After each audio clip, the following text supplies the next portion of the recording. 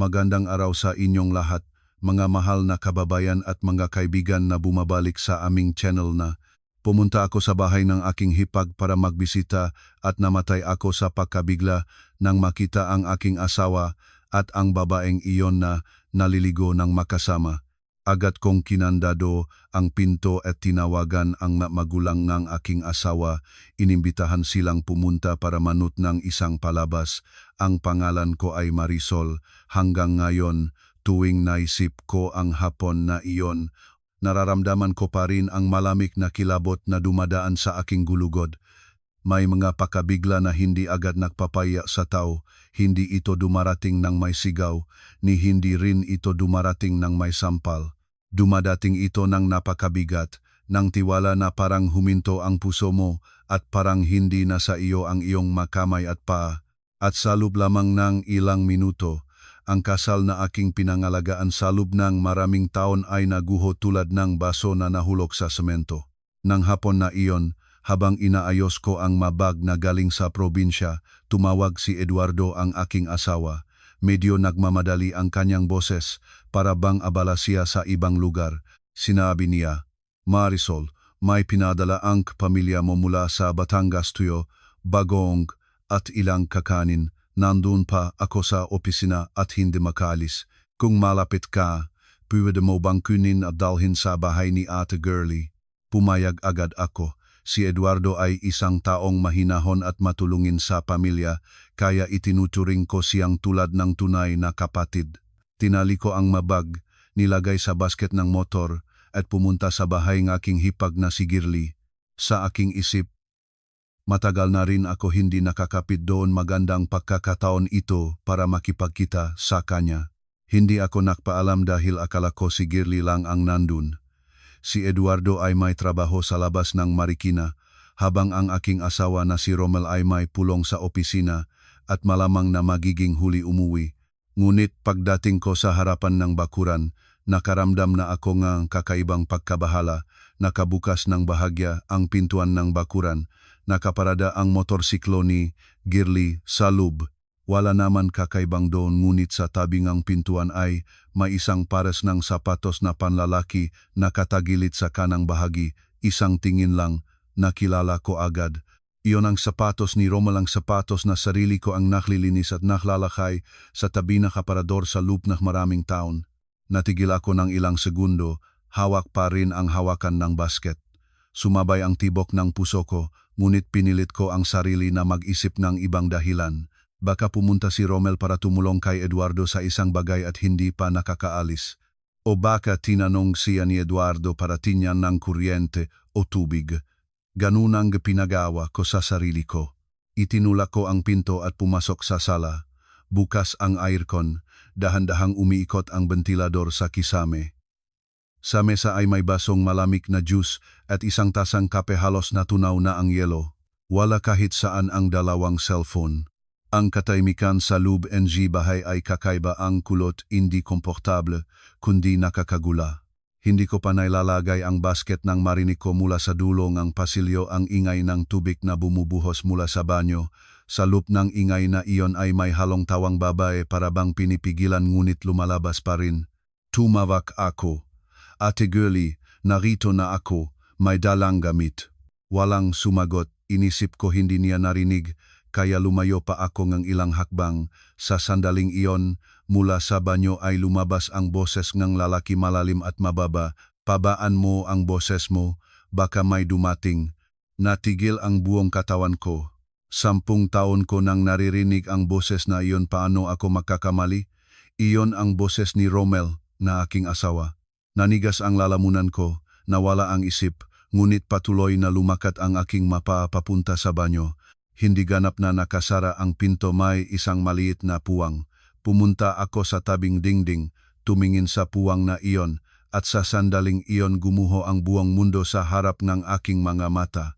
Sa ilalim ng bumubuhos na tubig ng shower, nakatayo si Romel sa likod ni Girlie. Hawak niya ang baywang nito ng mahigpit. Ang mukha ay nakasandal sa lig nito, habang nakangiti si Girlie at nakatukot ang ulo. Ang pamilyar na malambot na tinik ng babae ay kasuklam-suklam na pakinggan ngayon. Nagsalita siya, Ano bang inaatubili mo? Wala pang uwi si Eduardo ngayon. At ang si Marisol kahit mangmangman siya, hindi na niya ito papaniwalaan. Hindi ko matandaan kung paano ako huminga sa sandaling iyon. Alam ko lang na mula sa dulo ng aking daliri hanggang sa gulugot ko ay malamig na malamig. Kung noon lang sila nakatayo ng malapit sa isa't isa, marahil ay naniwala pa rin ako sa maling pag-asa. Ngunit ang salitang iyon ay pinatay ang lahat ng naiwang pag-asa sa akin. Hindi ito isang sandaling pagkakamali, hindi ito isang aksidente, hindi rin ito ang unang beses. Ito ay isang pagtataksil na pinlano, itinago, at tiningnan nilang isang bagay na sobrang pamilyar na. Hindi ako sumugod, hindi ako umiyak, hindi ako sumigaw o humaplos ng buhok tulad ng inaasahan ng iba na gagawin ng babae kapag nakita niyang nagtataksil ang kanyang asawa. Lumayo lang ako ng tahimik na takot pa ako sa sarili kong katahimikan. Isinarado ko ng buo ang pinto ng banyo at kinandado mula sa labas. Pagkatapos, hinila ko ang kahoy na upuan sa tabi ng dingding at isinandal sa hawakan ng pinto. Lahat ng ito ay nangyari sa loob ng ilang segundo. Agad na nagulo ang malakas na tuktok sa pinto, narinig ko ang sigaw ni Romel. Sino ang nakandado diyan? Buksan na agad. Pagkatapos ay ang mataas na tinik ni Girly, nagtatangkang maging matapang ngunit natatakot. Sino iyon sa labas? Ikaw ba iyon, Marisol? Buksan mo ito. Nakatayo ako, nakasuporta ang likod sa dingding. Nanginginig ang aking mga kamay nang halos mahulog ang cellphone, ngunit ang isip ko ay malinaw na malinaw.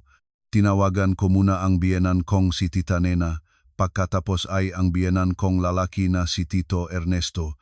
Nang sumagot ang dalawa, isang pangungusap lang ang sinabi ko tahimik at malumanay na parang walang nangyayari. Tito, Tita, pumunta kayo agad dito sa bahay ni Ate Girly. May gusto akong ipakita sa inyo ng personal kasi kung sasabihin ko lang sa salita, baka hindi kayo maniniwala sa akin. Tumindi pa ang ingay sa loob ng banyo. Tila nakilala na ni Romel na ako ang nakatayo sa labas, kaya nagbago ang kanyang tono. Hindi na siya sumisiga, nagsimula na siyang manawagan. Marisol, alam ko ikaw iyan. Buksan mo, huwag mong palakihin ito.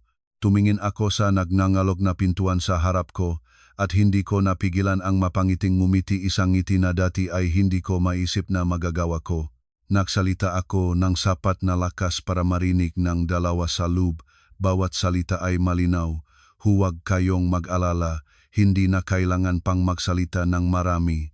Hayaan na nating ang mga nakatatanda sa pamilya, ang mismo ang pumunta rito para makita. Kapag nakita ng sariling mata, wala nang maring pagtalikuran.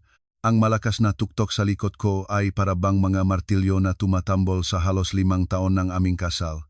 At ang pinakamapait na bagay ay kung titingnan lamang ang maunang araw pagkatapos ng kasal, walang sinuman ang mag-iisip na darating ang araw na nakatayo ako sa labas ng pintuan ng banyo ng ibang bahay, nakikinig sa aking sariling asawa na nanalangin mula sa loob habang kasama ang aking hipag.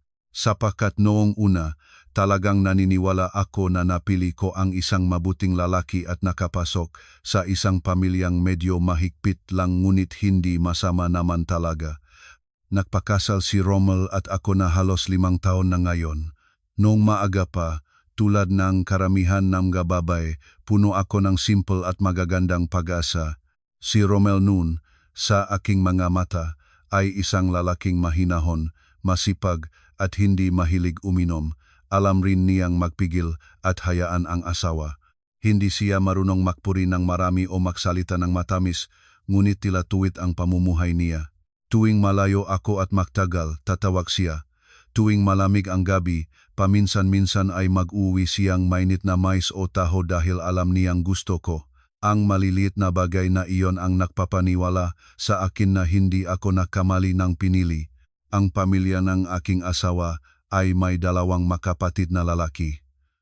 Ang panganay ay si Eduardo, ilang taon na mas matanda kay Romel at nagtatrabaho bilang mekanikong mabibigat na makinarya. Si Eduardo ay isang lalaking kaunti ang salita, tapat at palaging abala sa trabaho. May mga araw na aalis siya ng madaling araw at uwi ng gabi na punong mantika ang damit at mapagod ang mukha, ngunit kumakain pa rin ng walang reklamo.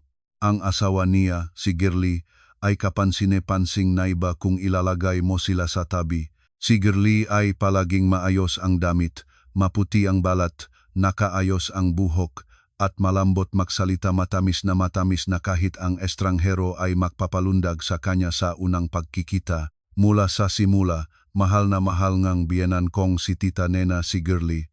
Laging pinupuri niya ang hipag ko saan man siya pumunta. Ang Girlie mo, alam niya kung paano makisama, marunong makinig sa lahat, ganyan ang dapat na manugang. Sa tuwing naririnig ko iyon, ngumingiti lang ako. Ngunit alam ko na ang mga papuri iyon ay hindi lang para sa kanya, para rin iyon para ipaalala sa akin na hindi ko kailanman naabot ang antas ngang pagiging marunong makisama. Minsan ay nagsalita pa si Tita Nena nang medyo nagtatawang ngumingiti. Ang babae kasi, kahit mabilis magtrabaho, kung mapungkahi ang bibig ay hindi rin mapapansin ngang tao. Alam kong ako ang tinutukoy niya. Nagtatrabaho ako bilang bookkeeper sa isang maliit na negosyo sa Marikina, palaging kasama ang ledger at numero, kaya tuwid at direkta ang aking ugali. Hindi ako sanay na magsalita ng isa ang sinabi ngunit iba ang ginagawa, at hindi rin ako magaling sa pagpupuri at pagpapaalab ng loop ng iba. Sa isang bahay na may biyanang mahilig sa matamis na salita at hipag na dalubhasa sa pagpapasaya ng iba, hindi mapipigilan ang paghahambing tanong lamang kung kailan. Maraming hapunan ang kinain ko ng tahimik habang inilalagay ni Tita Nena sa plato ni Girlie ang pinakamasustansyang piraso ng isda. Pagkatapos ay titingin sa akin at sasabihin, dapat ang babae marunong ngumiti at magsalita tulad ni Girlie mo para mahalin ng lahat. Nakaupo lang ako, kumakain pa rin, ngunit may pumipiga sa loob ko. Hindi dahil natalo ko siya kundi dahil naintindihan ko na sa bahay na iyon, ang katapatan ay hindi kailanman magiging mas mahalaga kaysa sa marunong na salita. Nung bago pa lang kami, binabandafahan pa ako ni Romel. Tuwing sinasabihan akong biyenan ko, tatawa lang siya at sasabihin, hayaan mo na si nanay, okay na siya, mabait ka naman talaga sa loob. Sa mga sandaling iyon, kontento pa rin ako basta at naiintindihan mong iyong asawa, kayang tiisin ang mga salita ng biyenan. Ngunit hindi tumagal ang pagtatangkilik na iyon. Unti-unti, tuwing may sasabihing may team ang biyenan ko, hindi na nakikisali si Romel. Hihila na lang siya sa akin sa kwarto at sasabihin, hayaan mo na. Matanda na si nanay para sa ano pang makipagtalo. Ang pangungusap na iyon, na para bang pag-aral, ay sa katotohanan ay ang unang tanda ng kanyang pagpili na tumayo sa labas tuwing na nasaktan ako. Nang lumipat si Eduardo at Girlie sa sarili nilang bahay na malapit din sa amin, naisip ko na magiging mas magaan ang lahat, hindi araw-araw na makakasalubong, hindi laging isang hapagkainan. Ngunit nakamali ako. Habang lumalayo sila sa amin, lalo pang lumaki ang dahilan ni Girlie para madalas dalhin si Romel doon. Minsan ay kailangan raw iayos ang estante, minsan ay sira ang ilaw, minsan ay may problema sa bomba ng tubig. Sa simula ay normal pa ito sa akin, makapitbahay man sila, nagtutulungan lang. Habang si Eduardo ay lalo pang nagiging abala, may mga pagkakataon na matutulog na siya sa labas ng Marikina. Para sa mga proyekto, si Girlie naman ay nagtatrabaho sa bahay bilang online seller. Palaging gumagawang live selling na kukuhang litratong maprodukto, mukhang maayos at walang inaalala. Sa bawat pagtitipon ng pamilya, si Girlie ang unang mag-aalay ng inumin, unang mag-ukol ng pagkain sa biyenan ko, at palaging nakaalam kung ano ang tamang sasabihin sa tamang oras. Lalo pang nagmahal si Tita Nena sa kaniya. Para bang sa mata ng pamilya ng asawa ko, ako lang ang asawa ni Romel habang si Girlie ang tunay na marunong na babae. Habang lumilipas ang panahon, lalo kong nakikita ang isang kakaibang pagkakaiba sa loob ng pamilyang iyon. Lahat ng pagmamahal, papuri, at proteksyon ay tumitiling sa isang panig. Habang ako, gaano man ako magsumikap, palagi pa rin kulang ng isang bagay, kulang ng kagalingan, kulang ng kahinahunan, kulang ng pagiging marunong. Minsan ay nagpigil na ako at sinabi kay Romel, hindi ka nakakakita na labis na ang pagpapalalo ni nanay kay Girly? Buntong hininga lang ang sagot niya. Hayaan na, Marisol, matanda na si nanay. Magtiyaga ka na lang para mapayapa ang lahat. Naririnig ko siya ngunit may lumululong sa aking puso. Sapagkat mula sa sandaling iyon, naintindihan ko na tuwing mababalewala ako, tuwing ikukumpara, tuwing huhubaran ng halaga ang taong dapat ay tumatayo sa tabi ko ay palaging umaatras. Ngunit kahit ganun, nagsabi pa rin ako sa sarili ko, nasa pamilya ang bawat isa, may pagkakataong hindi maging patas, hindi maging makatuwiran. Basta tuwid ang iyong ginagawa at tapat bilang manugang at asawa, maintindihan ka rin nila sa bandang huli. Naniniwala ako na ang pagtitiyaga ay magbibigay ng kapayapaan. Hindi ko nalalaman na ang pagtitiyaga ko mismo ang nagbibigay daan sa iba na lumangpas ng kaunti pa hanggang sa hindi ko na napansin na ang pamilyang akala ko ay medyo pabaya lang ay nabulok na mula sa ugat ng hindi ko namamalayan. Ngunit mula sa panahon na iyon na akala ko ay ordinaryong pagkainit lamang ng ugnayan sa pamilya, nagsimulang lumitaw ang makakaibang tanda. Sa simula ay maliit na maliit ang maito kung hindi masusing pinapansin, madaling mapalampas. At ang masakit dito ay ang mga asawa tulad ko ay hindi natitinang ang harapang suntok. Ang pinakanakapagpapagod ay ang mga maliliit at malabong pagbabago na umaapoy ng dahan-dahan hindi matanggal, hindi rin matiis. Nung halos 1 taon na ang nakakaraan, nakbago ng malaki si Romel. Dati, pag-uwi niya ay itatapon niya ang cellphone sa mesa at tuwing nasa banyo ay iwanan niya ito sa sala, pwede ko ring sagutin kapag may tumawag. Ngunit mula nun, para bang hindi na mahiwalay ang cellphone sa kanya, kumakain nakatapat pababa ang cellphone, matutulog nakasiksik sa ilalim ng unan, papasok sa banyo bitbit ang cellphone. Isang beses, mahina ko lang itong kinuha dahil akala ko may tumawag mula sa opisina, agad niyang inagaw. Ang mukha niya ay naging seryoso na parabang may napakalaking kasalanan akong nagawa. Isang gabi, bandang hating gabi, nagliwanag ang screen ng cellphone ni Romel. Nalingon lang ako dahil sa reflex. Bago ko pa makita ang kahit anong salita, agad na kinuha niya ito, hinarap ang sarili niya sa dingding, mabilis na nagtip at pagkatapos ay binura. Tinanong ko ng mahina, sino ang nag-message na gayon? Hindi agad sumagot si Romel, bumuntong hininga at nagsalita ng may inis. Huwag ka nang maniktik ng ganyan, may naktanong lang ng trabaho. Nagulat ako sa kanyang salita. Wala naman akong ginawa, isa lang na pamilyar na tanong. Ngunit sa paraan ng kanyang pagtugon, naramdaman ko na akong parang may nagawa akong malaking kasalanan. May isang pagkakataon pa habang naliligo siya. Naiwanan ang cellphone sa istante malapit sa pinto ng banyo. Habang dumadaan ako, nakita ko ang pangalan na luwag na nakalagay sa screen, Girly. Humihpit ang puso ko.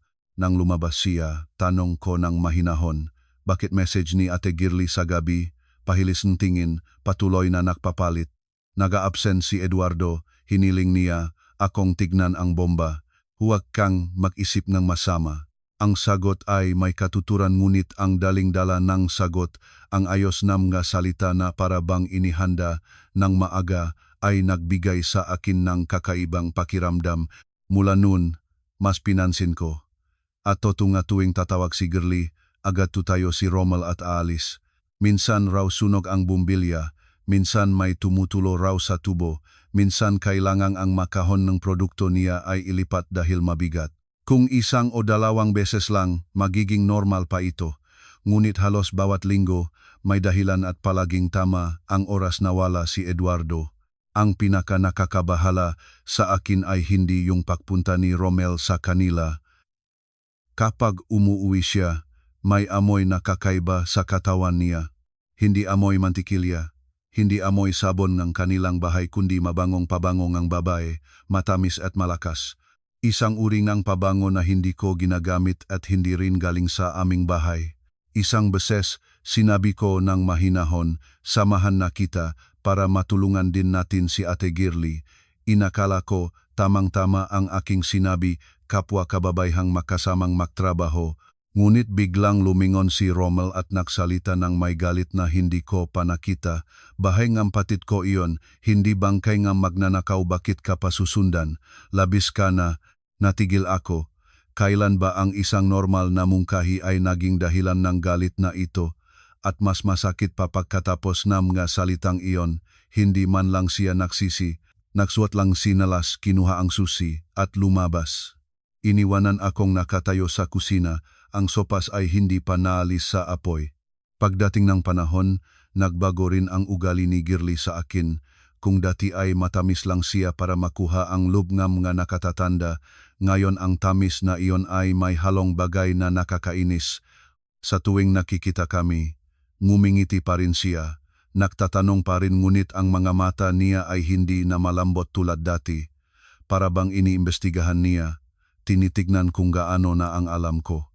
Minsan, nangitain kami lahat sa bahayng biyenan ko. Biglang nagsalita si Girly, parang wala lang. Madalas na pala pumunta si Rommel para tulungan ako, salamat talaga. Minsan, kaya naman, mas maginhawa ang kapamilya kaysa estranghero. Pagkatapos ay tumingin siya sa akin at ngumiti ng bahagya. Ang ngiting iyon ay para bang walang intensyon sa ibabaw ngunit para sa akin, para itong isang karayom na naipasok sa balat. Agad pinasok ngang biyenan ko ang usapan. Tama iyon, dapat magdamayan ang magkapatid. Bakit ganyang mukha mo? Ang babae, dapat maging malawak ang puso para lagumin ngang asawa. Hawak ko pa ang plato nang naramdaman kong humikpit ang lalamunan ko. Wala naman akong sinabi ngunit dahil hindi ako ngumiti ng sabay sa kanila, may kasalanan na agad ako sa kanyang mamata. Sa mga sandaling iyon, lalo akong nakakaramdam ng pagkakalayo sa loob ng bahay na iyon. Kahit sino ay makakapagsalita, kahit sino ay makakapanatili basta at tahimik ako ang may sala. Isang hapon, nag-message si Girly na may sinat siya at hinilingang bumili ng gamot para sa kanya. Wala pa akong masamang iniisip, sa daan pauwi ay bumili ako ng maingat at pumunta sa kanyang bahay. Ngunit pagdating ko, may kakaibang naramdaman agad ako. Nakabukas ng bahagya ang pinto ngunit tahimik ang loob. Tumawag akong ilang beses, walang sumagot.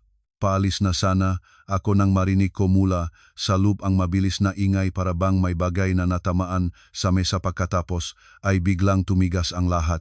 Nag-antay pa ako ng ilang sandali at tumawag muli. Halos isang minuto pa bago lumabas si Girly para buksan ang pinto. Magulo ang buhok, mapula ang mukha, at mabilis pa rin ang hininga niya. Nautal siya. Ay, nakingat kasi ako, hindi ko narinig. Tumango ako, ibinigay ang gamot at pumasok muna ng ilang sandali dahil sa pagiging magalang. Ngunit habang nakaupo, lumingon ang aking mata sa saig ng pasilyo, basa pa, para bang may taong katatabing lumabas mula sa banyo. Nakabukas ng bahagya ang pintuan ng banyo, may nakalagay pang singaw sa loob.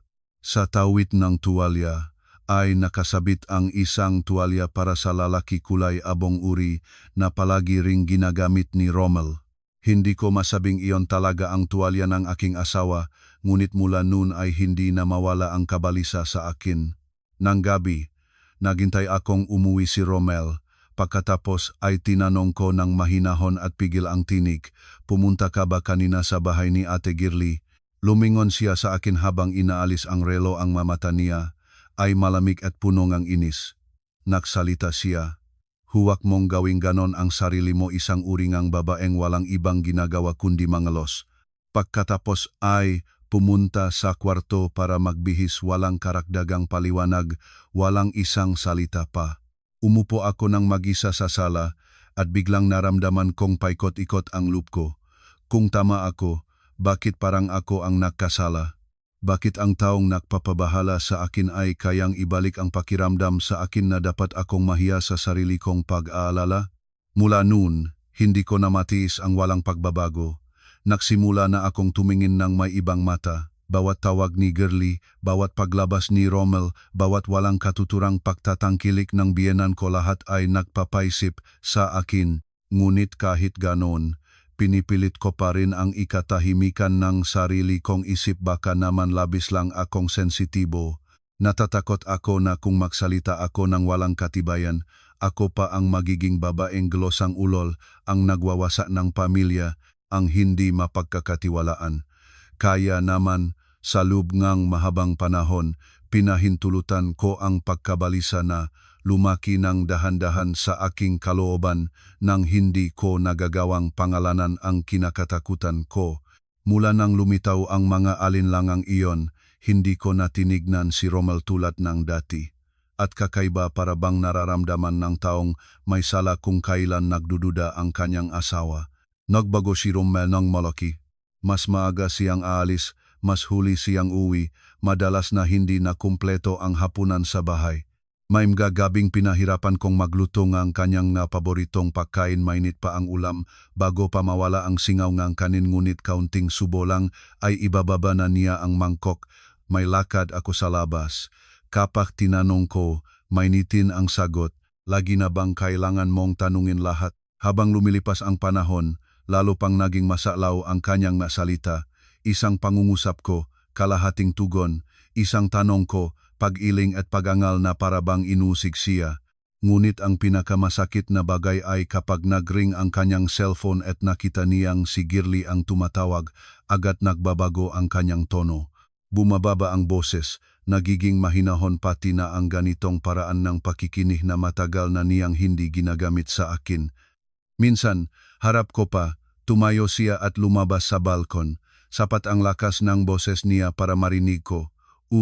Pupunta ako, huwag kang mag-alala. 4 na salita lamang, ngunit parabang may kumamot sa aking dibdib. May mga gabing naghintay ako mula alas 7 hanggang malapit na sa alas 9. Malamig na ang pagkain, hindi sumasagot sa tawag, nakita na ang mensahe ngunit wala pang bago. Nang sa wakas ay bumukas ang pinto, may pagod na mukha siyang pumasok, sabi niya ay may bigla ang pulong. Ngunit malinaw kong nakita ang mapakunwaring pagod na iyon, guruton ang kolarng polo, basa pa ang buho na parang nakmamadaling naligo sa ibang lugar. Walang amoy nga opisina, walang amoy ngang alikabok ng daan, kundi ang amoy ngang sabon na pamilyar sa aking ilong mula sa bahay ni Girly. Nais ko sanang itanong, ngunit tuwing titingnan ko ang malamig na mukha niya, nalalait ang masalita bago pa makarating sa dila ko. Nagsimula akong mag-obserba ng mas maisip, hindi para sumunod o gumawa ngang eksena, kundi para naman tahimik na mabantayan. At ang katahimikang iyon ay nagbunga ngang maraming nakita ko. Ilang beses, sa daan pauwi, nakita ko ang motorsiklo ni Romel sa tabi ng bahay ni Eduardo sa mga oras na kakaiba, hindi tanghalian, hindi hapon-hapon kasama ang buong pamilya, kundi kalagitnaan, hapon o gabi na. Eksakto sa mga oras na halos siguradong wala si Eduardo sa bahay. Sa simula ay pinilit ko pa ring maniwala na may totoong tinutukoy silang ayusin, ngunit 1, 2, 3 beses parehong uringang eksena, hindi na mapayapa ang aking puso. Isang hapon, mas maaga akong umuwi mula sa pamilihan. Nang makarating ako sa daan patungo sa kanilang bahay, nakita ko si Romel na nakatayo nang malapit sa sulok ng dingding sa tabi ng halamanan sa bahagi na hindi kita mula sa labas. Si Girly ay nakaharap sa kanya. Ang distansya nila ay ilang sentimetro na lang. Bago pa ako makaintindi ng aking nakita, inangat ni Girly ang kamay niya at nakpunas ng balikat ni Romel, isang kilos na natural at maalam. Walang anumang pag-alangan ngang hipag sa bayaw. Sa sandaling iyon, sabay silang lumingon at nakita nila ako. Mabilis na nag-react si Girly kung hindi ko nakita ang nangyari sandali bago, mukhang manloloko pa rin ako. Ngumiti siya agad, ang boses niya ay malinis. Uy, Marisol, maaga ka ngayon. Pinabigat lang si Romel ng kaunting bigas, hindi ko kaya mag-isa. Nanatiling nakatayo ako. Ang mga mata ko ay lumingon sa paligid nila, walang bag ng bigas, walang anumang kahon, walang dalang anuman. Ang postura lamang ni Romel na may pasalubong na gulat, at ang initi ni Girly na masyadong mayos. Bago pa ako makasagot, lumabas mula sa loob ng bakuran ang biyenan ko. Hindi ko alam kung kailan pa siya nandun, ngunit ang pagkakataong iyon ng kanyang pagpasok ay parang pinlano. Lumingon siya sa akin at agad nagsalita. Isang maliit na bagay lang at para kang naghahanap ng krimen.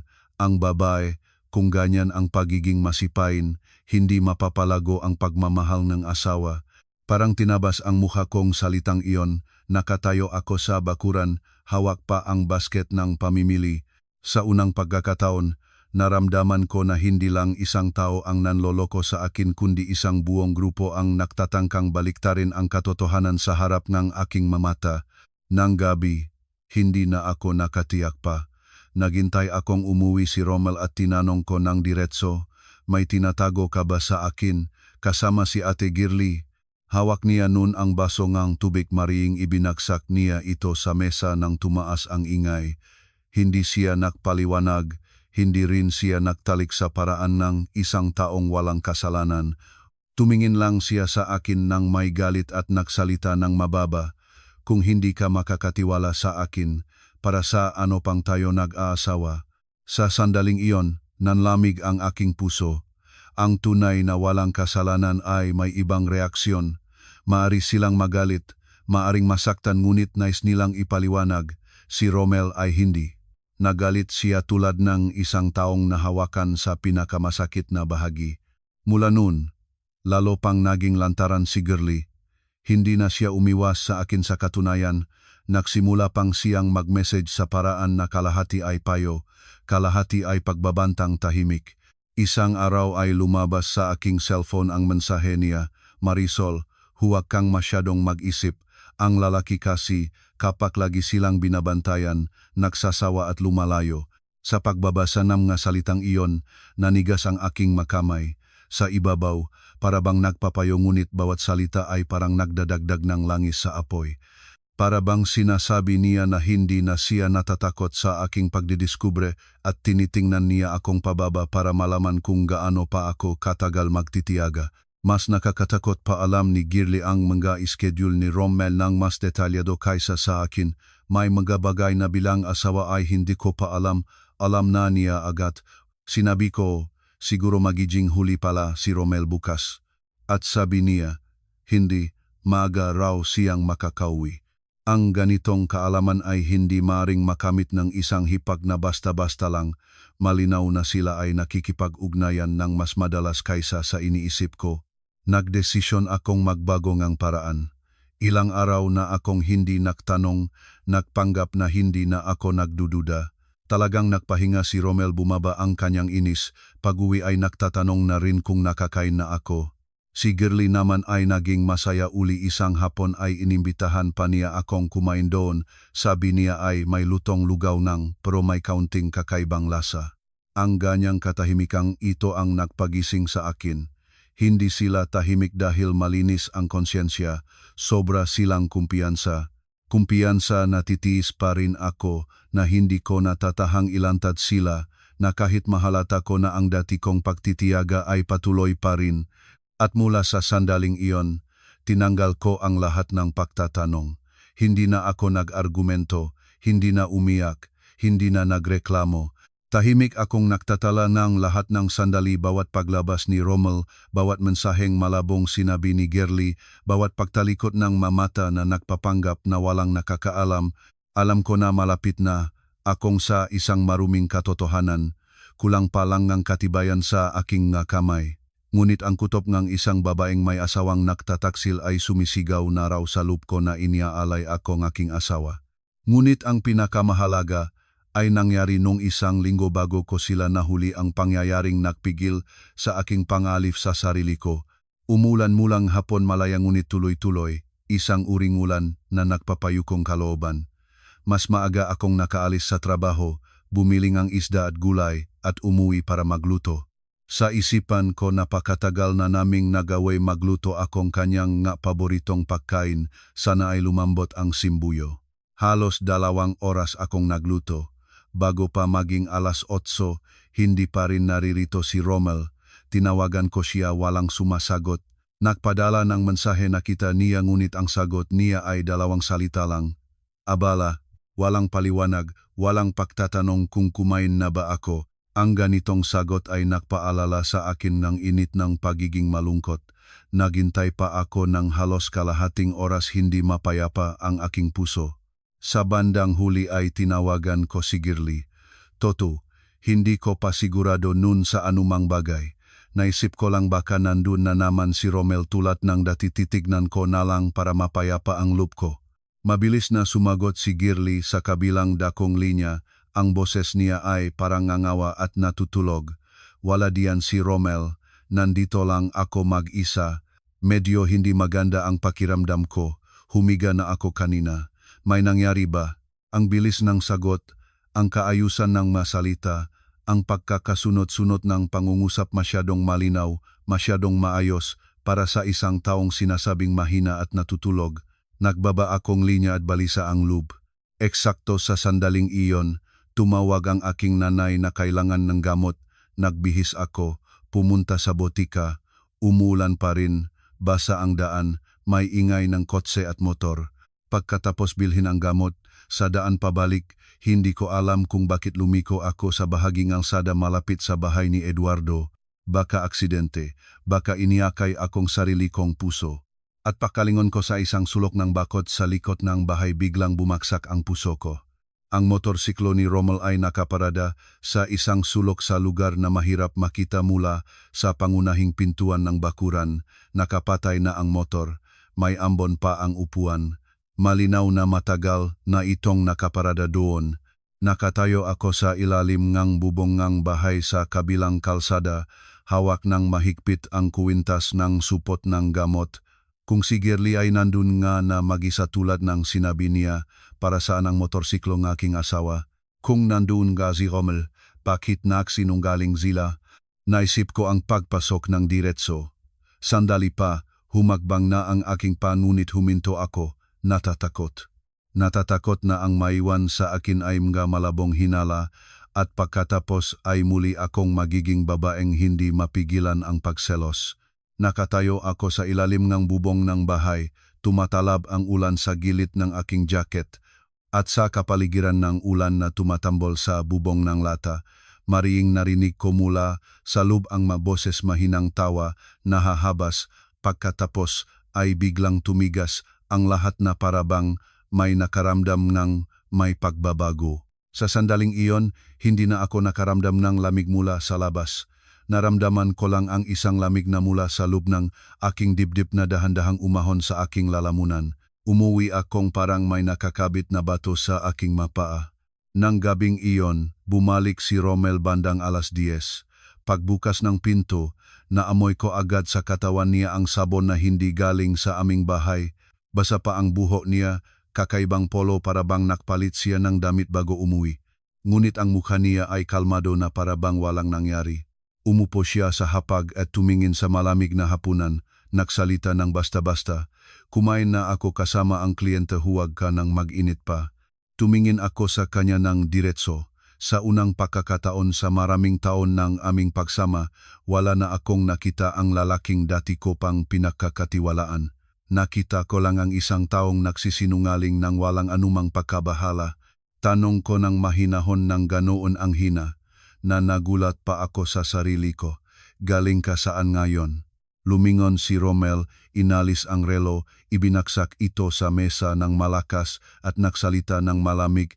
Kung ganito ang pamumuhay sa iyo, sino ang makakatagal, lagi na lang tulad ng pulis? Hindi niya sinagot ang aking tanong. Hindi rin niya itinanggal ang hinala. Ginawa lang niya ang isang bagay, ginawa akong may kasalanan. Umupo akong tahimik. Ang makamay ko ay nasa tabing mesa at biglang naramdaman ko ang parehong pagnanais na umiyak at tumawa ng sabay. Hanggang ngayon, sa tingin niya, ang isang sigaw at isang pagbabalik sala sa akin ay sapat na para malagpasan ang lahat.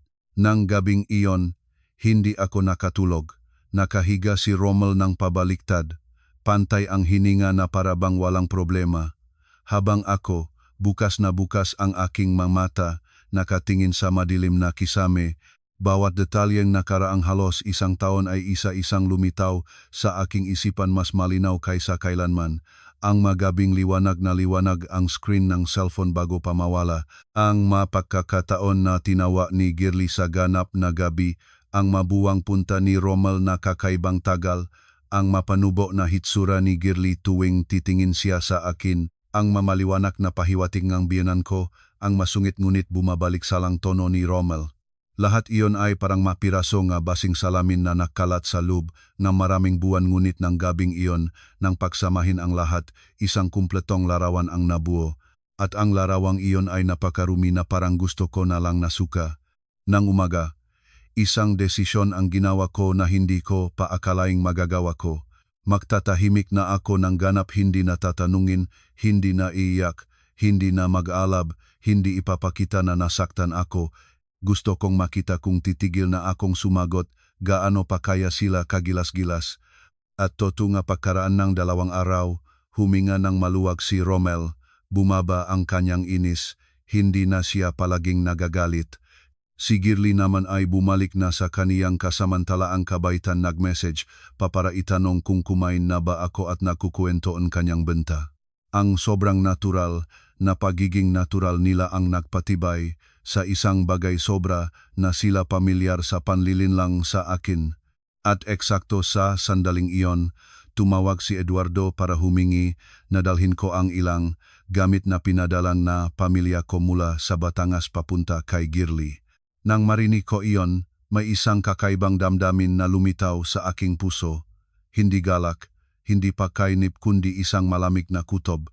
Hindi ko alam kung bakit, ngunit alam ko na kailangan kong pumunta. At nang halong iyon, hawak ko ang basket ng gamit, pumasok ako sa bakuran ng bahay ni Eduardo nang hindi nakpaalam sa sinuman.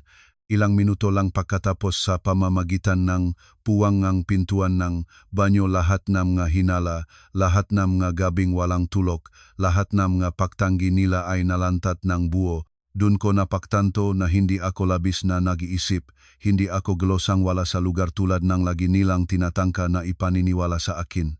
Nagtataksil na sila sa akin ng matagal na, ng ganon kalinis, na minsan pa ay pinahintulutan nilang alinlanganin ko ang aking sariling pakiramdam. Sa loob ng pintuan ng banyo, lumala ang tuktok. Ang kahoy na upuan na inisinandal ko ay nagyanik ng paulit-ulit. Ang boses ni Rommel mula sa loob ay hindi na mahinahon tulad ng kanina, nagsimula na itong ipakita ang pagkataranta. Marisol, buksan mo, pag-usapan natin ito ng maayos. Nakatayo ako, nakasuporta ang likod sa dingding. Malamig ang aking makamay, ngunit napakalalim ng katahimikan ng aking isipan. Hindi ako sumigaw, hindi umiyak. Nagsalita lang ako ng sapat na lakas para marinig ng dalawa sa loop. Bawat salita ay malinaw. Hintayin nating dumating si Tito at Tita. Kung husto mong makpaliwanag, pagkatapos niyon kahit sa anong paraan mo hustong ipaliwanag. Sa pagkaririnig nito, natigil ang lahat sa loob ng ilang segundo, para bang sabay na napagtanto ng dalawa na lumabas na sa kanilang kontrol ang sitwasyon. Pagkatapos ay sumigaw si Girly, "Marisol, huwag kang maging bastos. Buksan mo ito ngayon." Narinig ko ito at natawa ng kaunti sa aking sarili.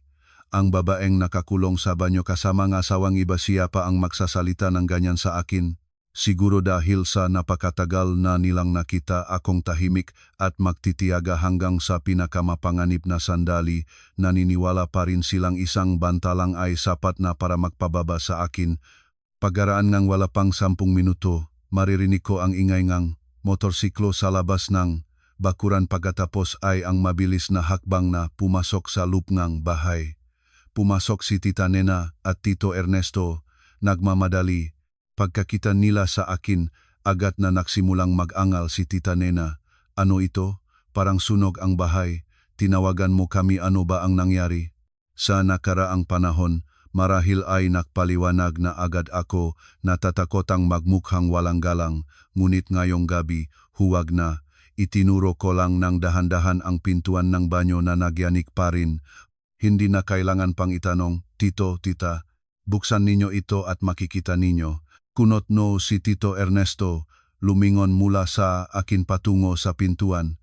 Mula sa loob ay eksakto sa sandaling iyon ay maririnig si Rommel, "Nanay, tatay, pakibukas ito."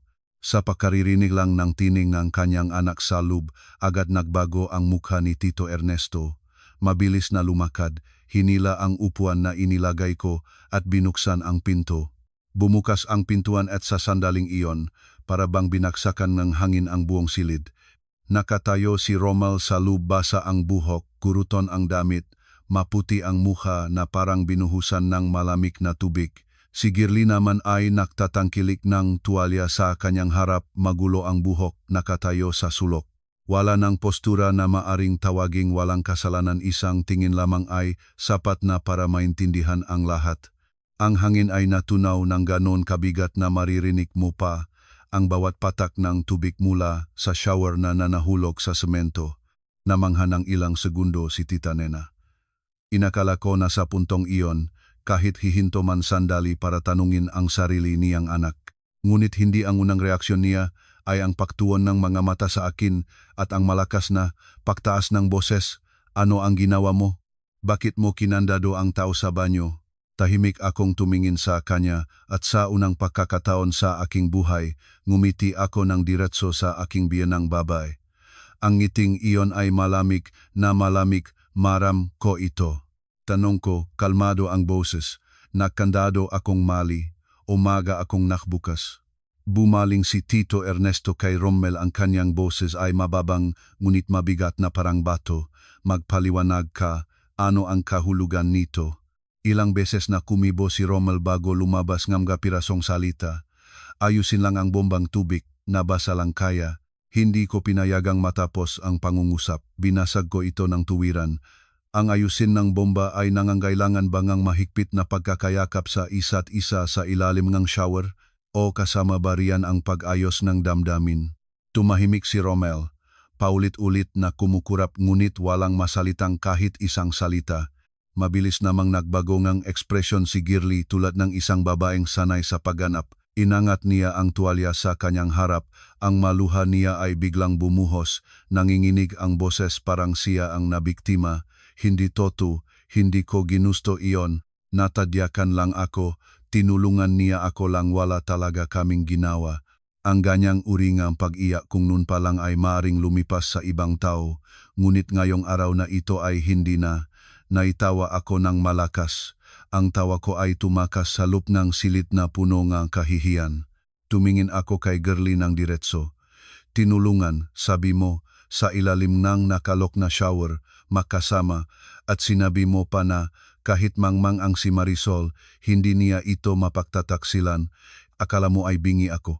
Sa pagkasabi ko nga salitang iyon, natigil ang buong silit. Biglang natigil si Girly sa pag-iyak, ang mamata niyang nangingilit ay biglang kumislot.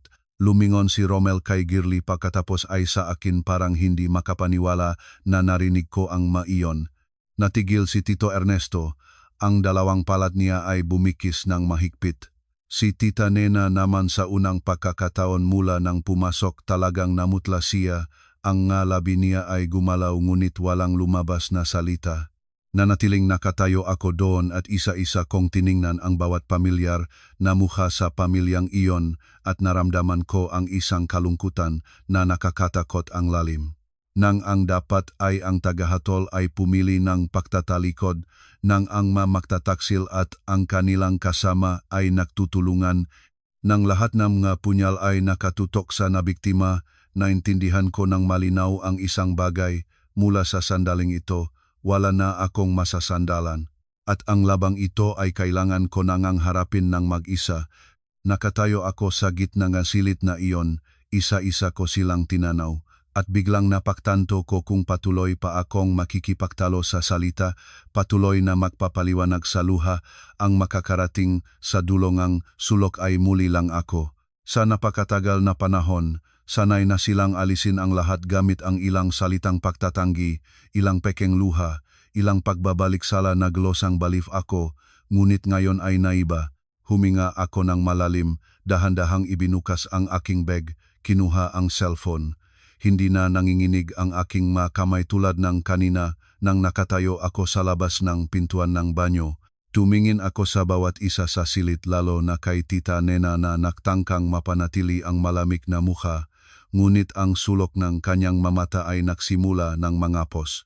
Malinaw ko itong sasabihin, wika ko. Handa na akong manahimik, ngunit kung lahat kayo ay gustong makinig, gustong ipagtanggol ang isa't isa, gustong ilagay ang buong sala sa ulo ko ngayon, marinig ninyo ng mabuti. Natihil ang buong silit. Ang mga mata ni Romel ay tinutok sa cellphone sa aking kamay at akat nakbaho ang kulay na kanyang mukha. Si Girly ay nakayuko pa rin sa paanan ng biyenan ko, ngunit ang mamata niya ay nagsimulang maging puno ngang pagbabantay. Hindi na ako nagsalita pa, pinindot ko lamang ang isang recording. Natigil ang kasalukuyang katahimikan ng silit nang lumabas ang malinaw na boses ni Girly. Halika na, wala pang bahay si Eduardo, hintayin ko lang ikaw. Kaagad nito ay ang boses ni Romel, isang tawa na akala ko ay para lang sa amin ang aking asawa at ako. Ngunit ngayon, napagtanto ko kung sino talaga ang kinakalagan niya nga nitong tawa. Nang matapos ang recording, ang buong silid ay parang naging bato. Namutla si Romel, sumulong siya ng isang hakbang, ang boses niya ay gulat at nagmamadali. Nire-record mo ako, diniskubre mo ako. Lumayo ako ng kalahating hakbang, mahigpit na hawak ang cellphone, malamig ang boses. Hindi ko sinubaybayan. Nakuha ko lang ang magabagay na sobrang halata mong iniwanan. Pagkatapos, binuksan ko ang folder ng mga screenshot. Lumabas ang nga mensahe isa-isa, bawat isa ay sapat na para maintindihan ang lahat, hindi na maaring itanggi. Gabi na hintayin mo ako, mapapansin na nila. Pagkatapos ngang 8, iajar mo ang gate. Hindi na kailangan pang basahin lahat. Ang ilang linya ay sapat na para matanggal ang lahat ng sinabi nilang pagkakamali. Iniabot ko ang cellphone kay Tito Ernesto ng diretso. Gusto niyo ba ang katibayan? Eto na ang katibayan. Kinuha ito ni Tito Ernesto, at habang isa-isang ikinukumpisal ng screen ang katotohanan, nakita ko ang pagtigas ng kanyang vein sa kanyang kamay. Si Tita Nena ngayon ay hindi na kayang maging malakas tulad ng kanina. Gumalaw ang kanyang labi, lumingon sa screen, pagkatapos ay tumingin sa akin, malinaw ang pagkaligaw sa kanyang mukha. Hindi ito dahil naawa siya sa akin. Nagugulumiit siya dahil wala na siyang paraan para tumakas. Nag-angat si Romel para agawin muli ang cellphone, ngunit sumigaw si Tito Ernesto, "Huwag kang gumalaw." Sa sigaw na iyon, natanggal ang kakayahan niyang humakbang. Tumingin ako sa kanya sa unang pagkakataon, nakita ko ang pagkataranta sa mukha ng lalaking palagi niyang inaakalang makakalusot sa lahat gamit ang isang paraan, ang pagbabaliksala sa asawa. Si Girly naman ay biglang nakpalit ng ekspresyon. Ang babaeng kanina ay nananahoy, ay biglang naging malamig ang mukha. Mabilis niyang inalis ang kanyang kamay mula sa tuhod ng biyenang babae, dahan-dahang tumayo. Mahigpit ang pagkakahawak niya sa tuwalya at pagkatapos ay ngumiti ng mapanglaw. Ang ngiting iyon ay hindi malakas, ngunit malamig na sapat para manghilakbot. Tumingin si Girly sa akin, wala na siyang kasamang pagiyak na saktang babay. Nagsalita siya ng pantay ang boses. "Sige, kung ganyan nasasabihin ko na ang totoo. Si Romel at ako, mayroon talaga kaming damdamin." Sa pagkasabi ng mga salitang iyon, nakpadyak si Tita Nena at bumagsak si Tito Ernesto ang kamay sa mesa. Ngunit hindi pa natatapos si Girly. Tumingin siya sa akin na, para bang isang taong matagal na itong natuwalo, at hindi ko kasalanan ang mangyari. "Ang kasalanan mo." Tumingin ako sa kanya ng diretso. Wala na akong gulat pa noon. Tanong ko lang, kasalanan ko, bakit? Ngumiti si Girly nang mapagamak ang ngiting itinatago niya sa likod ng kabaitan sa lahat ng mga nakaraang taon. Dahil hindi mo napanatili ang iyong asawa, kasalanan ng babae kung hindi niya naalagaan ang kanyang relasyon. Sa pagkakasabi nga salitang iyon, parang sumabog ang silit. Hindi dahil may tumayo at sumigaw, kundi dahil ang huling natitirang maskara ay natanggal na lahat. Ito ang tunay na mukha niya. Walang kaawa-awa, walang kabaitan, walang anumang pagiging marunong, isang babaeng handa sa paghalukay ng lupang tinatayo ng iba pagkatapos ay ipalabas na gawa ng nabutas. Nabuka ang bibig ni Tita Nena, tila hindi niya makapaniwala na naglakas loob si Girly na sabihin iyon ng harapan. Si Romel ay lumingon sa kanyang kasintahan ng gulat, tila hindi rin niya inaasahang mabilis na mawala si Girly ng maskara. Akong kakaiba sa lahat ay hindi nagalit. Ang pinakamabigat na sakit ay naranasan ko na noon pa man, kaya ngayon ay pagkadiri na lang ang nararamdaman ko. Tumingin ako kay Girly, mas mahinahon kaysa kailanman. Malika, hindi ko nawawala ang aking asawa. Huminto ako ng isang sandali para mahulog ng malinaw ang bawat salita sa nakakainis na katahimikan ng silid. Itatapon ko lang ang isang bagay na wala na palang halaga. Nagulat si Rommel at tumingin sa akin. Si Girly ay nakpimit ng labi, sa mga matang nangilid ay kumirap ang pagkagalit dahil hindi niya nagawa akong mainis. Si Tito Ernesto naman ay nanatiling nakatayo tulad ng isang taong nakikita lamang ngayon ang buong pagkabulok sa loob ng sarili niyang pamilya. Para sa unang pagkakataon pagkatapos ng napakatagal na panahon, hindi na ako ang nakatayo sa sulok. Eksakto sa sandaling iyon, mula sa labas ng bakuran ay maririnig ang tunog ng pinto na salpa na binuksan pagkatapos ay ang mabilis na hakbang na pumasok sa loob ng bahay. Isang mataas at manipis na lalaki ang lumabas sa pintuan si Eduardo. Nakasuot pa rin siyang damit na punong alikabok mula sa trabaho. Basa ang kanyang polo sa pawis, bahagyang malamig ang hangin sa labas. Ngunit ang nagpalamig sa aking gulugod ay hindi ang kanyang pagdating kundi ang kanyang mukha. Walang gulat, walang pagkabigla, at wala rin ang uringang pagpasok ngang isang taong kailangang sagutin ang lahat ng mabilis. Nakatayo lang siya doon at dahan-dahan niyang tiningnan ang bawat isa sa silid. Ang kanyang tingin ay huminto kay Rommel, pagkatapos ay lumipat kay Girly. Kalmado. Nakakaintimidang kalmado. Ang kalmadong giyon ang nagpahigpit sa aking puso. Tumingin ako sa kanya at nagtanong na nahirapan akong lumunok. Alam mo na pala, hindi agad tumingin sa akin si Eduardo. Malalim siyang huminga bago sumagot. Ang boses niya ay paus tulad ng taong napagod na ng sobra. Matagal ko nang alam. Sa pagkasabi ng mga salitang iyon, para bang may nagbuhos ng malamig na tubig sa buong silid. Naangat ang ulo ni Tita Nena, nagulat si Tito Ernesto at tumingin sa kanyang panganay na anak. At ako para bang nakakulong ang paa ko sa semento. Pala ay hindi lang ako ang taong nakinig sa loob ng mapanlinlang na gawaing ito. May isa pang nakatayo sa dilim. Si Tito Ernesto ang unang nagreaksyon. Sumigaw siya, ang boses niya ay nasira sa galit. Alam mo at hayaan mo lang. Ngumiti si Eduardo. Ngunit isang ngiting puno ng pait na mangmang. Lumakat siya papasok ng ilang hakbang, ibinaba ang telangang bag na dala niya at nagsalita ng dahan-dahan. Kung hindi, ano ang gagawin ko, tatay? Hindi na ako maaga sa bahay, buong araw ay pagod sa trabaho. Pag-uwi ko, lalo pang naiba ang asawa ko sa akin. Nagtanong ako, sinabing asawa ko ay nag-isip lang daw ako. Isang beses. Nagpigil na rin ako at sinabi ko, pero nanay mismo ang nagsabi na huwag ko nang palawakin pa para sa kabutihan ng lahat. Habang nagsasalita siya, tumingin siya ng diretso, sabihin ng babae. Namutla si Tita Nena. Gumalaw ang kanyang labi, nakmulat ang mga mata ngunit walang lumabas na salita. Lumingon si Eduardo kay Rommel. Para sa unang pagkakataon mula nang makilala ko siya, wala na ang kalmadong tinatanggap ngang lahat ng bagay na kaugalian niya. Sa kanyang mamata ay isang bagay na sabay masakit at malamig, tulad ng isang tao na naputol ng masyadong maraming beses na hindi na nararamdaman ang anumang sakit, pamamanhit na lang. Nagsalita siya, tinuring ko kang kapatid. Kung may masarap, ibinibigay ko sa iyo. Kung mahirap, tinutulungan kita. Kung kailangan mong pera, ibinibigay ko. Sinabi mo bang abala ka? Pumunta pa ako minsan sa inyong bahay para tulungan kayo ng mabibigat na trabaho. Hindi ko inakala na magagawa mo ito sa akin. Nakatayo si Rommel nang hindi gumagalaw. Ang mukha niya ay pating puti.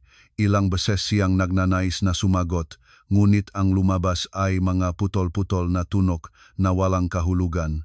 Si Girly naman na kaninang may matapang na tinik nagsimula ng umurong, ngunit hindi na pinayagan ni Eduardo ang sinuman na may tago pa ang anumang bagay.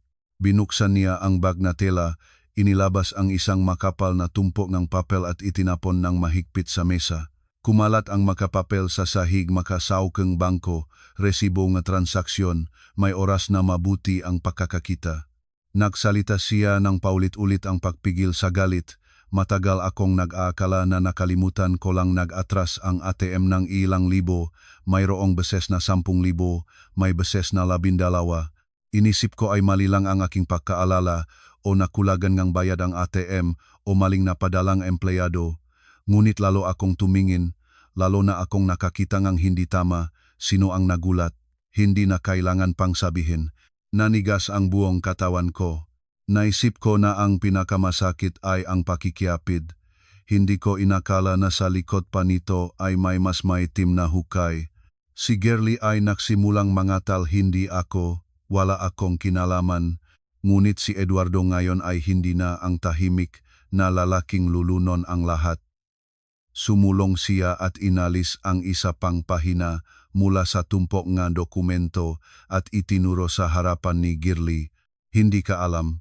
Ang papel ng utang ay may pirma mo hindi alam. Ang numero ng nagbabago ng garantiya ay numero ni Romel hindi alam. Bawat salita ay bumaksak ng parang piso sa gitna ng silid na nagiging mas siksik sa bawat sandali. Nagtangka pa si Romel na pumunta sa gitna at pigilin ang kapatid ngunit mas mabilis si Eduardo. Hinawakan niya ang kolar ng polo ni Romel at itinulak siya patalikod sa upuan. Hindi napakalakas ang pagtulak. Ngunit taglay nito ang lahat ng naipong panahon ng pagtitiyaga at kataksilan na naipon mula sa matagal na panahon. Para sa unang pagkakataon sa lahat ng aking pagkakilala sa kanya, nakita ko si Eduardo na nagalit ng toto hindi yung malakas na pagsisigaw at pagsabog, kundi ang galit ng isang taong tinatat ng masyadong maraming beses at hindi na nararamdaman pa ang sakit na manhid na lang. Sa ilalim nege presyon, sa harap nege mata nege lahat, unti-unting naitago ni Girlie ang lahat, nege sinabi niya. Sa loob ng mahigpit na oras, inamin ni Girlie ang lahat. Mahigit 6 na buwan na ang nakakaraan, dinala niya si Eduardo para pumirmang ilang dokumento sa dahilang pagkumpletong papeles para sa pagpapahiram ng bangko para sa garahe. Si Eduardo, na nagtitiwala sa asawa at laging abala sa trabaho, ay laging pumipirma ng hindi mabusisi. Sa tumpok nga mapel na iyon, kasama rin pala ang isang special power of attorney at ilang dokumentong tungkol sa mga assets ng pamilya na hindi niya alam. Napaatras ako. Naisip ko na ang pinakamasakit ay pakikiapid. Pala, may mas maitim at mas malalim na hukay sa likod niyon. At ang pinakakasuklam-suklam inamin mismo ni Girlie na si Romel ay alam ang lahat ng nangyayari at siyang nahatid sa kanya sa notaryo dahil lagi nangangwala si Eduardo sa bahay. Sa pakaririnig nito, bumaksak ang kamao ni Eduardo sa mesa ng isang malakas na dagok. Ang lakas ng boses ay tumakas sa gulugod niya mula sa dulo ng pulso hanggang sa balikat niya nang lumabas ang tunok. Ang dorsya ang kanyang kamay ay nagdumugong bahadya. Hindi siya umiyak, ngunit ang pangingining ng kanyang boses sa galit na naipong napakatagal na ay mas masakit pang pakinggan kaysa sa pagiyak. Tumingin siya kay Romel, ang mamata ay parang gustong humukay ang puwang sa mukha ang kanyang kapatid. Ibinigay ko sa iyo ang aking tiwala. Ibinigay ko sa iyo ang susing bahay at garahe. Kung may maganda, hinati ko sa iyo. Kung may mahirap, tinanggap ko para sa iyo. Pati pera mo ay handa akong tulungan. Hindi ko inakala na dadalhin mo ang asawa ko sa notaryo para lokohin ako. Nakatayo si Romel nang walang galaw. Ilang beses siyang nagnanais na sumagot ngunit ang lumalabas ay mga walang kabuluhang tunok. Ang tahimik niya sa sandaling iyon ay hindi mula sa pagiging maalampawang pagiging wala ng daan. Si Tita Nena ngayon ay tunay na nagugulumiit. Nautal siya, ang nga mata niya ay palipalikot mula sa panganay hanggang sa bunso tulad ng isang babae na hindi alam kung saan patungin ang tingin. Paano nangyari ito sa aming pamilya? Paano tayo umabot dito? Tumingin ako sa kanya at sa aking puso ay wala ng galit, may pagod na lamang na malamig. Nagsalita ako ng tuwiran, walang pagtaas ng boses ngunit malinaw tulad ng singaw na bumabasag sa salamin. Dahil pinili mo palaging takpan ang mga maling bagay kaysa harapin ang katotohanan, iyon ang dahilan kung bakit napalago ng ibang tao ang mas malaking kasalanan sa loob ng iyong sariling bahay. Sa unang pagkakataon mula nang pumasok ako bilang manugang sa pamilyang iyon, hindi na makasagot si Tita Nena sa aking harapan. Binuksan niya ang bibig, ibinara muli. Lumingon ang mata niya sa ibang direksyon, parang hindi matakbo mula sa sarili niyang katotohanan. Ngunit ang kakilakilabot na bagay tungkol sa mga taong makakampi ay pagdating ng panahon na natambakan na sila, handang agawin nila ang isa't isa at ibagsak para lang makaligtas. Biglang lumingon si Girly kay Romel, ang boses niya ay mataas at nanggagatal. Bakit ka nakatingin sa akin? Ikaw mismo ang nagsabi na kunin na ang pagmamay-ari bago pa magsisi. Sinabi mo ring si Eduardo ay masyadong mapagpakumbaba, hindi ito lalago. Kailangan ng isang bagay sa kamay para may pwedeng gamitin pagdating ng panahon. Parang nabasang pra sa mukha ni Romel. Mabilis siyang sumiga pabalik. Tumahimik ka, ikaw ang matakaw. Ikaw mismo ang nagsabi na kung makasala na ay isiksik na ang lahat. Hindi kita hiniling pumirma ni alinman. At nang lumabas ang mga salitang iyon, nakakaroon ngang sariling buhay ang eksena. Nag-away na sila sa harap ngang lahat, hinihila at itinutulak ang isa't isa. Inilalabas ang malihim na sa ilalim ng takot ay matagal na nakaimba. Sa paghahalong iyon ng malakas at pagtatalo, ang mga katotohanang matagal na nilang tinatago ay kusanglop na lumabas. Kung sino ang nagsimula, sino ang nagpabilis, paano nila inisip na itaboy ako mula sa eksena para mas malaya silang kumilos. Sa pakikinig ko sa bawat salita, lalo pang lumamig ang aking gulugot. Kung hindi dahil sa hapon na iyon, sa katibayan na sobrang linaw, hindi ko malalaman kung hanggang gaano ko pa nila kayang gawin itong mabagay. Si Tito Ernesto ay hindi na makayanan pa. Naktayo siya. Humawak sa mesa para suportahan ang sarili. Ang likod niya ay parang lumubok ng ilang pulgada sa lupngang isang hapon lamang. Ngunit ang boses niya ay tiyak. Sino ang gumawa niyan ay siyang mag-aakong responsibilidad. Walang matatakpan sa bahay na ito. Nang marinig iyon ni Romel, lumingon siya sa ama at ang mga mata niya ay may halong pagkabigla at pagkagahol. Hindi niya inaasahan na Tanda amang laging gusto ng pagiging maayos ang lahat ay magsasalita ng ganon sa harapan ng estranghero. Si Tita Nena ay niyakap ang kanyang tuhod at nagsimulang umiyak ng malakas. Ang boses niya ay nababahiran ng dalamhati. Bakit ganito na ang nangyari sa ating pamilya? Bakit umabot tayo dito? Ngunit sa pagkakataong iyon, walang lumakad para pwesto sa kanya, walang sumigaw para huminahon. Siya mismo ang paulit-ulit na pumili na huwag makita ang katotohanan at ngayon na nahulog ang lahat sa kanyang paanan, walang makakatulong sa kanya. Gitnang gulo, biglang lumingon sa akin si Romel. Sa unang pagkakataon sa buong hapon, ang kanyang boses ay hindi nakmamataas o naktatalo mababa, ito halos nakmamakaawa. Marisol, sabihin mo na lang sa kanila na hindi ko alam, sabihin mo na walang alam sa akin. Tumingin ako sa kanya sa mukhang lalaking dati ko pang pinaniwalaan, hinintay at tinangkilik sa lupngang maraming taon. Sinagot ko siya ng dahan-dahan, bawat salita ay malinaw. Nag-aakala kang sa maling tao ka nagmamakaawa. Ang taong walang kondisyong naniniwala sa iyo, pinatay mo na iyon noon pa man. Pagkatapos ng mga salitang iyon, nararamdaman ko ang katahimikan sa aking sarili. Hindi nanginginig, hindi nabibigo, puro katiyakan na lamang. Lumapit si Eduardo sa tabi ko. Sa kanyang kamay ay isang maliit na USB na itim ang kulay. Inilagay niya ito sa palat ng aking kamay. Ang boses niya ay mababa at pagod. May kamera sa salang bahay namin nakalagay para sa mga gamit ng tindahan. Nang mga nakaraang buwan, di sinasadyang naitala nito ang maraming beses na lihim na pumunta si Romel habang wala ako. Hindi ko ibinibigay ito para pigilan ka sa pag-alis. Ibinibigay ko para kung kailangan mong sariling proteksyon kapag nag-filing ng annulment, lahat ay narito. Mahigpit kong hinawakan ang USB sa aking palad at humigpit ang lalamunan ko. Ang taong pinaka-natasaktang, pinakamarami ang nawala at pinakanahiya sa lahat ng tao sa silid na iyon, siya pa rin ang pumili ng pagiging tapat hanggang sa dulo.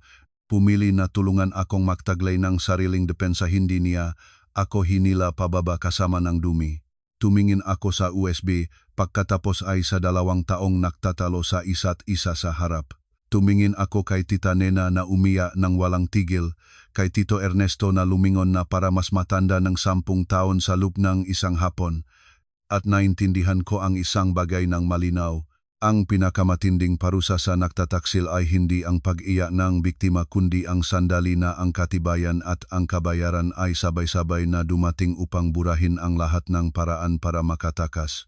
Si Romel na akala niya ay mananalo siya sa pagtataksil sa asawa para sumunod sa kasintahan ay nawala sa loob ng isang gabi ang lahat, asawa, pamilya, karangalan, at isang paa na nasa legal na kahihinatnan na siya mismo at si Girlie ang nahanda para sa kanilang sarili.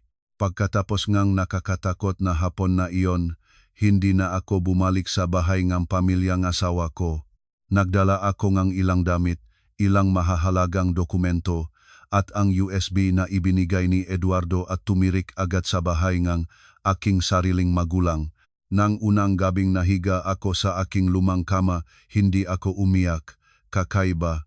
Iniisip ng nga tao na ang babaeng pinagtaksilan ay magpapahiwatik, magpapaakit ng ulo sa dingding, yayakap ng unan ng magdamag. Ngunit ako na nahimik lang, bukas na bukas ang aking mga mata, nakatingin sa kisame.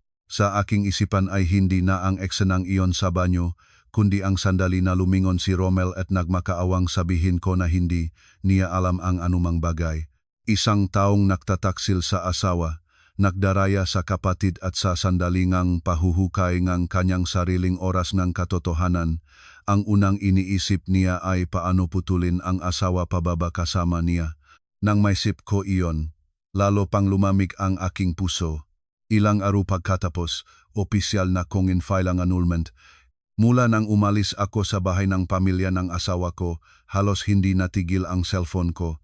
Tumawag ng paulit-ulit si Romel, minsan ang boses niya ay malambot at nananalangin. Nagkamali ako, bigyan mo ako ng pagkakataon, minsan ay may nakatagong banta. Kung itutuloy mo ito, huwag kang magsisi sa bandang huli. Minsan ay nagpapadala pa siya ngang mahabang mensahe, ipinaliliwanag ang lahat, sinasabi na lumayo na rin siya sa lahat ng bagay at hinihiling na bawiin ko ang feeling. Binabasa ko ang lahat at binubura, hindi sumasagot sa kahit isang tawag.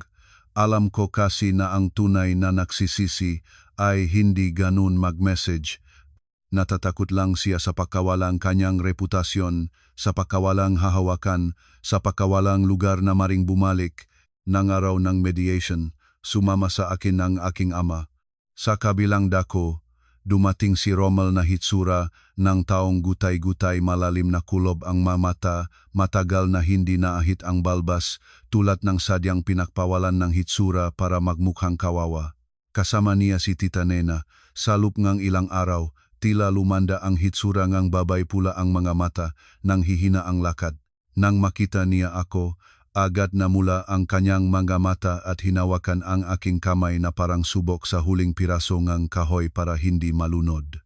Marisol, kahit papaano, mag-asawa kayo, bawiin mo na ang filing kung malaman ng nga tao, kahihiyaan tayo. Tumingin ako sa kanya ng matagal. Pagkatapos ay tanong ko ng marahan, ngunit bawat salita ay sapat ang lakas. Nang ipagtanggol mo si Girlie, nag-alala ka ba sa kahihiyan? Nanigas si Tita Nena, ang makamay na humahawak sa aking kamay ay dahan-dahang binitiwan. Sa loob ng silit na mediation, muling ginampanan ni Romel ang papel na awa ang asawa. Sinabi niyang siya ay naakit ni Girlie, na may sandaling nang hina ang loob niya, na siya na ay nag-isip ng malinaw at gusto nang bumalik. Lumingon siya sa akin, mapula ang mamata, nautal ang boses. Marisol, nangako ako, puputulin ko na ang lahat ng kaunayan basta payagan mo akong bumalik. Sa nakaraang panahon, ang ganon lang na pagbabang ang kanyang tono ay sapat na para matunaw ang puso ko. Ngunit ngayon, pagod na pagod lang ang nararamdaman ko. Pagod dahil naniniwala pa rin siya na ilang masasabing mabuting salita at ilang patak ng luha ang kayang burahin ang lahat ng ginawa niya. Hindi na ako nagargumento ng mahaba, pinindot ko lang ang play ng isang recording sa cellphone at inilagay ito sa mesa. Lumabas ang boses ni Romel sa silit, malinaw sa bawat salita. kapag pumirma na si Marisol ng annulment, pag-aralan na natin kung paano ang nga papeles ng bahay. Iyon ang recording na nakuha mula sa data ng USB na ibinigay ni Eduardo isang beses na nag-usap sina Romel at Girly sa sala ng bahay ng kapatid niya nang akala nilang walang naririnig. Pagkatapos na recording, namutla si Romel. Nagbukas ang bibig niya at agad naman ay nagsara, hindi masagot ni Tita Nena at nagulat na nagulat. Naktayo ako ng tuwid. Ang dalawang kamay ko ay nakapatong sa mesa at nagsalita ng mahinahon. Hindi ako naparito para manood ng pagganap. Naparito ako para tapusin na ito. Pagkasabi kong nga salitang iyon, naramdaman ko rin ang kakaibang katahimikan ng aking sarili, hindi nanginginig, hindi nabibigo, malinaw lang hanggang sa pinakamalayo. Pagkatapos ng mediation na iyon, hindi na kayang itago pa ang sinuman ang nangyari. Mga kapitbahay, kamag-anak, mga kaibigan ng dalawang pamilya unti-unting nakaalam ang lahat. Ang pamilya na asawa ko, na palagi namang nagpapahalaga sa karangalan at reputasyon ang magandang imahe na itinatago nila sa labas ng bahay, ay bumagsak ng ganon kabilis at ganon kalakas. Ang pinakamasakit sa salita para kay Tita Nena ay hindi ang pagkawala ng manugang kundi ang lahat ng taon na ginawa niya ang sariling pamilya bilang modelo ng pagiging maayos at marangal. Ngayon, iyon ang pinag-usapan nga buong barangay. Ang panganay niyang anak na natuklasan na may asawang kumikilala nga ibang lalaki, ang bunso niyang anak na nakikiapit sa hipag, at ang natuklasan pang pagtataksil sa pera. Si Girly ay kinaharap ng legal na paghahabol ni Eduardo. Kinukuha ang lahat ng dokumentasyon, pinagsusuri ang bawat transaksyon. Ang mga nagpahiram ng perang tumatawag sa kanya ay hindi tumitigil.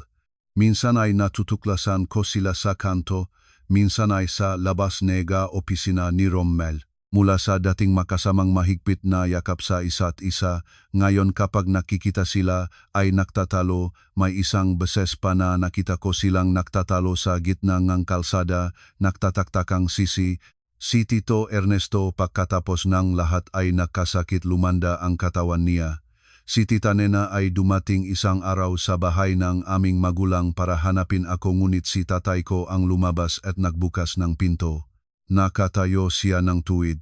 Mahinahon ang boses ngunit tiyak ang bawat salita. Ang anak ko ay hindi isang basurahan kung saan maaring ilaga ng inyong pamilya ang mamaruming bagay. Pagkatapos ay pilitin siyang tanggapin muli. Nakatayo ako sa loob ng bahay at mariing narinig ko ang bawat salita. Para sa buong buhay ko, iyon ang isa sa mga unang pagkakataon na naramdaman ko na may nagtatanggol sa akin ng ganon katiyak. Sa araw na ginawa ang huling desisyon sa korte, pumirma ako ng hindi nanginginig ang kamay.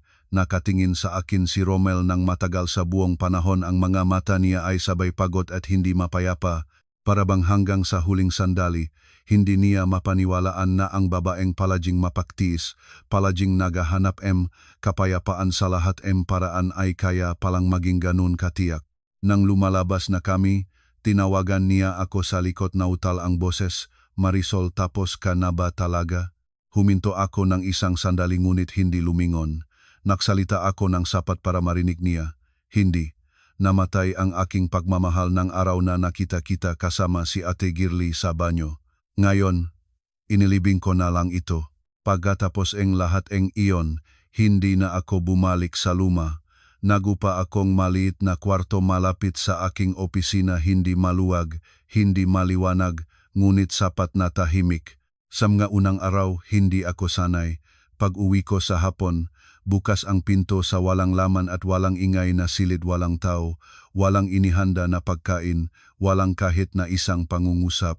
May mga sandaling nakatayo ako sa gitnang kwarto, hawak pa rin ang bag at naramdaman ko ang kakaibang kalungkutan.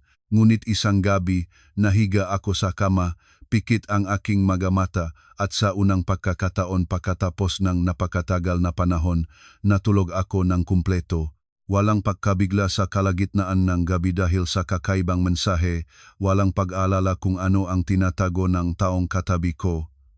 Ang katahimikang iyon pala, Hindi naman ito nakakatakot tulad ng iniisip ko. Nagayos rin si Eduardo ang kanyang buhay.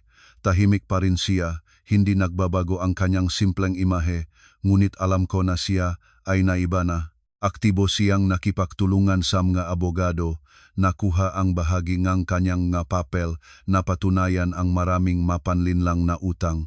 Isang araw na nagdala siya sa akin ng huling kopya ng data mula sa kamera. Isang pangungusap lang ang sinabi niya, mababang tinik ngunit tapat. Nang araw na hindi ka tumahimik, inligtas mo rin ako. Hindi ko alam kung ano ang sasabihin ko, naramdaman ko na nanghigpit ang aking lalamunan. May mga katotohanan kahit gaano kasakit ay kailangang ilabas, hindi para saktahin ang isa-isa, kundi para ang mga natitirang tao ay hindi na mabuhay sa loop ng isang bita. Isang hapon, pauwi na ako mula sa trabaho, nakita ko si Romel na nakatayo sa labas ng aking apartment. Pumayat siya, halos hindi nakilala ang mukha, nawala ang dating kumpiyansa. Lumapit siya sa akin, ang boses niya ay mababa na. Marisol, pakiusap, pakinggan mo muna ako. Nanatili akong nakatayo, hindi umiwas, hindi rin sumulong. Marami siyang sinabi. Sinabi na siya ay nakamali, na ang nakalipas na araw ay napakahirap para sa kanya, na gusto na niyang magsimula muli. Hinintay ko siyang matapos. Pagkatapos ay tinanong kong isang katanunsan, kung hindi kita nahuli noong araw na iyon, hihinto ka ba? Tumahimik siya. Yumuko. Hindi sumagot. Ngunit ang katahimikang iyon ay siyang pinakamalinaw na sagot. Tumingin ko sa kanya ng kaunti pa, pagkatapos ay nagsalita ako ng malumanay.